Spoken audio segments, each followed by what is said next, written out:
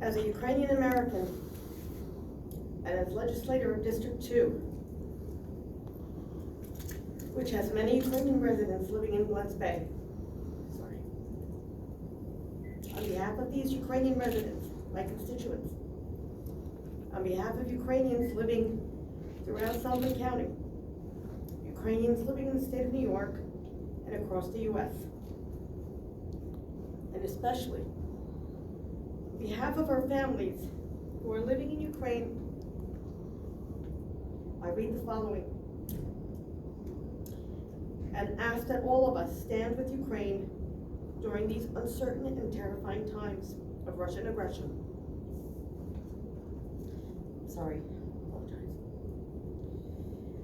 The Ukrainian World Congress and 20 million strong Ukrainian global communities stand united in support of Ukraine's sovereignty and territorial integrity. As the Russian Federation threatens a further invasion of sovereign Ukrainian territory and attempts to undermine the entire Euro-Atlantic security architecture, we call upon the international community and all peace-loving nations to respond with unity and resolve. Specifically, we urge the international community to strengthen Ukraine's sovereignty and territorial integrity by supporting its geopolitical trajectory towards the EU and NATO. Russia does not have a right to tell Ukraine to belong or not to belong to NATO. That is strictly in Ukrainians' hands.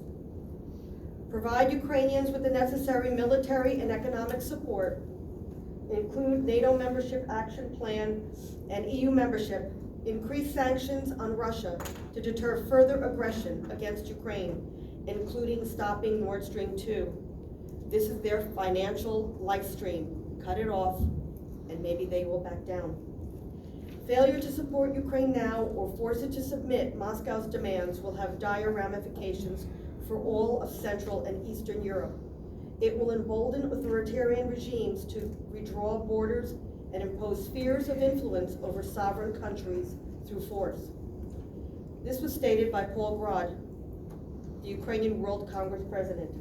The threat of further Russian aggression goes beyond Ukraine. It is a threat to democracy and rules-based international order. Ukraine has chosen its Euro-Atlantic democratic future.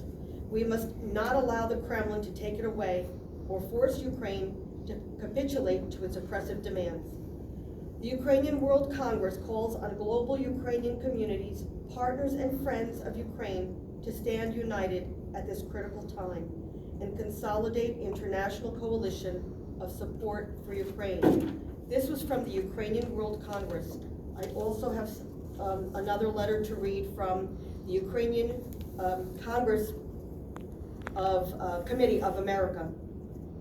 Since 2014, the Ukrainian Congress Committee of America, the representative organization of nearly 2 million Americans of Ukrainian descent, has consistently and rightfully called upon the United States and its allies to enact severe consequences for the Kremlin's ever-increasing aggression against Ukraine. Over the past month, however, it seems that Ukraine's strategic partners have let Ukraine suffer under economic hardships rather than Russia. On February 10th, the United States Embassy in Kyiv posted on social media calling out that Russia's economic warfare against Ukraine continues. Under the pretext of military exercises, Russia restricts Ukraine's maritime sovereignty, limits freedom of navigation in the Black Sea, Sea of Azov, and impedes maritime traffic essential to Ukraine's economy. That week, Russia had unilaterally announced a restricted zone in the Black and Azov Seas, making navigation in both seas virtually impossible. For Ukraine, this translated to a loss of hundreds of millions of dollars a day as Ukrainian seaports located on this southern coastline processed a total of 153 million tons of cargo in 2021 alone. Equally frustrating was the February 12th announcement by the Dutch airline KLM that they would cancel flights to Ukraine until further notice, thus straining Ukraine's economic growth and potential. Russia has yet to suffer any sanctions for this recent economic warfare, while Ukraine suffers heavier and heavier financial penalties every day. The US, Europe, and G7 countries imposed sanctions on Russia in 2014 in the aftermath of the Crimean invasion and the horrific crime of murdering the innocent passengers aboard Malaysian airliner MH17. However, Russia's economy has now adapted, and the current sanctions regime frankly affords Ukraine's allies minimal diplomatic leverage. On February 14th, the Russian Federation State Duma plans to set a date to vote on a proposal to appeal to President Vladimir Putin to recognize two so-called republics on Ukrainian sovereign territory that are currently under Russian military control.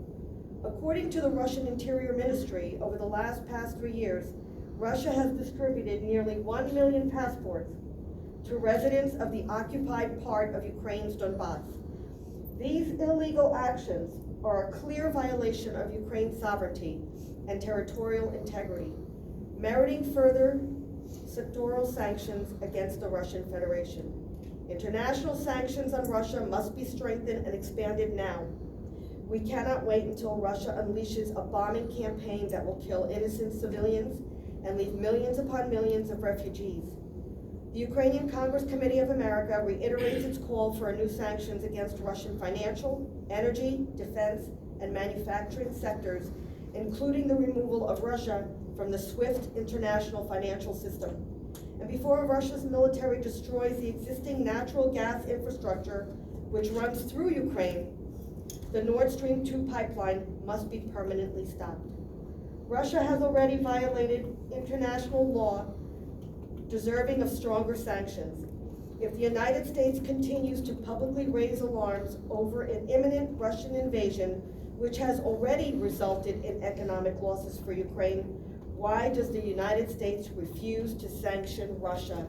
They must sanction Russia now. Cut off its economic lifeline, stop Nord Stream 2, stop any more further aggression by Russia into Ukraine. This will turn out to be a world war. We must stand with Ukraine. I thank you for your time. Thank you.